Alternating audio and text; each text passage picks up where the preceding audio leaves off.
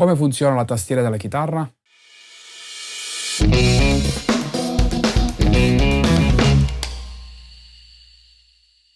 Ciao, sono Salvo di Piazza, se sei nuovo di qui iscriviti al canale e oggi parliamo del funzionamento della tastiera della chitarra.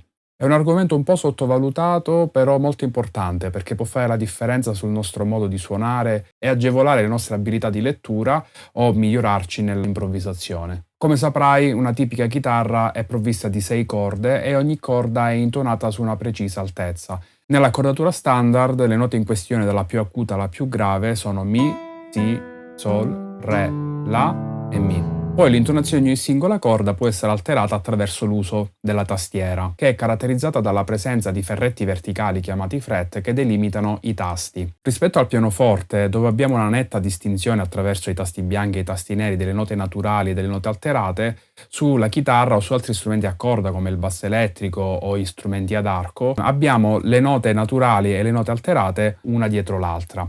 Quindi possiamo dire che la tastiera della chitarra si muove di tasto in tasto seguendo quella che poi è la scala cromatica, quindi quella scala che passa per tutti i 12 semitoni, per tutti i 12 suoni che abbiamo a disposizione nel nostro sistema musicale.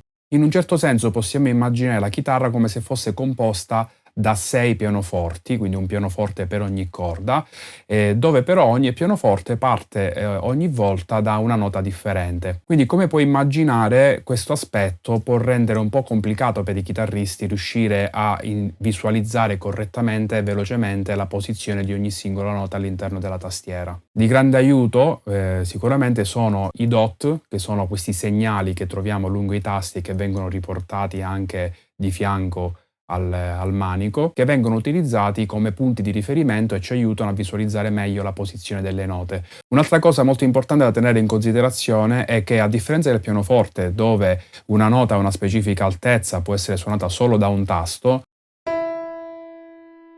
in uno strumento come la chitarra invece possiamo trovare la stessa nota alla stessa altezza in 5 o anche 6 posizioni differenti.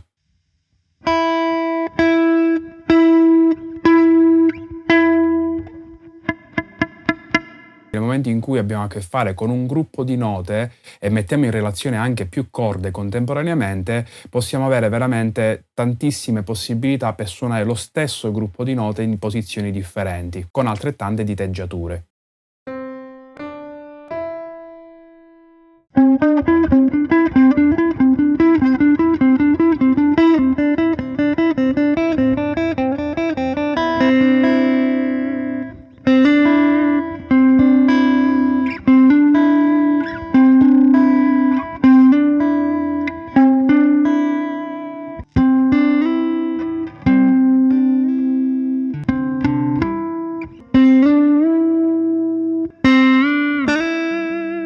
Tutti questi elementi possono rendere molto complicata la visualizzazione della tastiera e perciò anche lo sviluppo di discrete abilità di lettura a prima vista richiedono molto sforzo, molto esercizio. Da questo punto di vista, infatti, i chitarristi sono spesso presi in giro perché si dice che non abbiano una buona lettura. Questa brutta nomina che si sono fatti i chitarristi dipende principalmente da 2 motivi. Il primo è quello che abbiamo visto. Il secondo motivo è anche un po' quello legato alla pigrizia che può essere soggettiva oppure indotta alle volte da delle metodologie di studio che vengono proposte soprattutto per quello che riguarda la musica moderna, la musica dei nuovi linguaggi. Rispetto alla chitarra classica, dove si tende a partire dalla lettura della musica, infatti generalmente i chitarristi classici hanno anche una buona lettura rispetto ai musicisti di musica dei nuovi linguaggi, dei musicisti di musica moderna. Nella musica dei nuovi linguaggi di solito si utilizza un metodo che preferisce l'utilizzo di formule, di geometrie, di schemi fissi,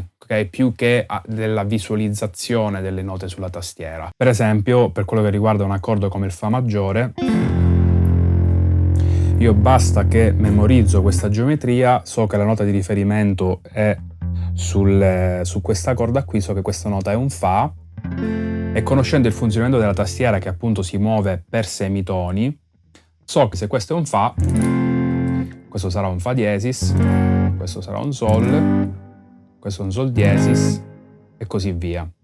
Questa cosa vale anche per le scale. Infatti se io memorizzo questa geometria, so che questa geometria mi permette di suonare una scala pentatonica minore.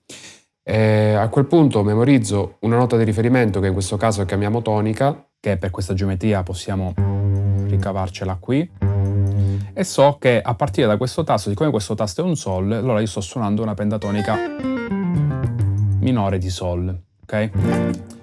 E di conseguenza posso sfruttare la stessa geometria sui vari tasti, muovendomi per semitone in questo caso e ricavandomi così di conseguenza le varie scale pentatoniche minori.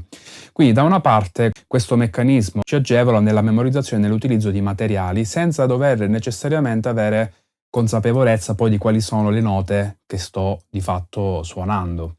Questo metodo, diciamo, permette ai ragazzi, agli studenti alle prime armi di imparare molto velocemente l'accompagnamento di diversi brani, imparare qualche scala per cominciare da subito a improvvisare, favorisce anche un modo di suonare un po' più istintivo, utilizzando appunto degli schemi, delle formule fisse, delle geometrie che sono favorite appunto sulla chitarra. Però di contro questa metodologia non permette appunto all'allievo di sviluppare una consapevolezza e una visualizzazione delle note che sta suonando e alla lunga, man mano che si procede verso studi più avanzati, può rischiare di diventare un limite, rischia di ingabbiare un po' anche la creatività. Infatti non di rado i chitarristi moderni che hanno imparato a suonare lo strumento sfruttando principalmente questi schemi, queste diteggiature, a un certo punto sentono l'esigenza di andare oltre e si rendono conto che per fare questo passo ulteriore diventa importante riuscire a visualizzare e a riflettere sulle note che si stanno suonando. D'altra parte il chitarrista classico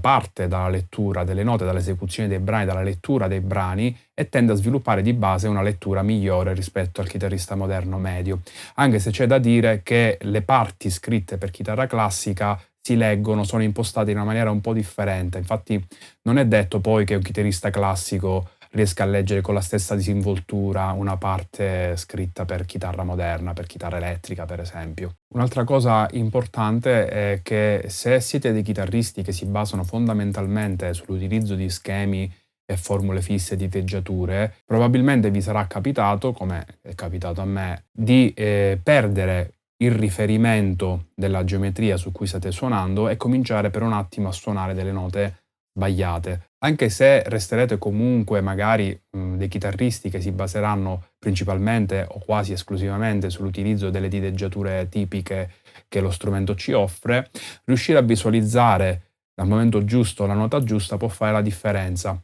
Un metodo che vi posso consigliare per memorizzare le note sulla tastiera consiste nel procedere corda per corda, utilizzando i punti di riferimento e memorizzando prima di tutto le note naturali. Okay? Quindi per esempio sulla corda del mi cantino, mi, fa, sol, la, si, do, re, mi.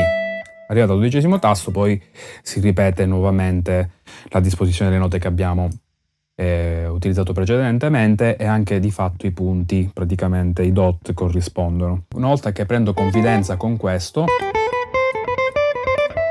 faccio la stessa cosa sulle altre corde. Un buon esercizio potrebbe essere quello di mettere sotto una base, con una vamp di un accordo fisso o comunque una base tonale, e cercare di improvvisare sulla singola corda, utilizzando esclusivamente le note naturali. Dopodiché, magari dopo che ho fatto questo lavoro su ogni singola corda, comincio a ragionare a coppie di corde.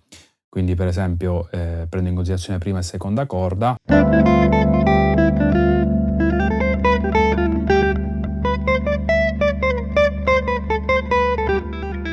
Fammi sapere cosa ne pensi nei commenti, se ti è piaciuto questo video lascia un like e iscriviti al canale. Ci vediamo al prossimo video.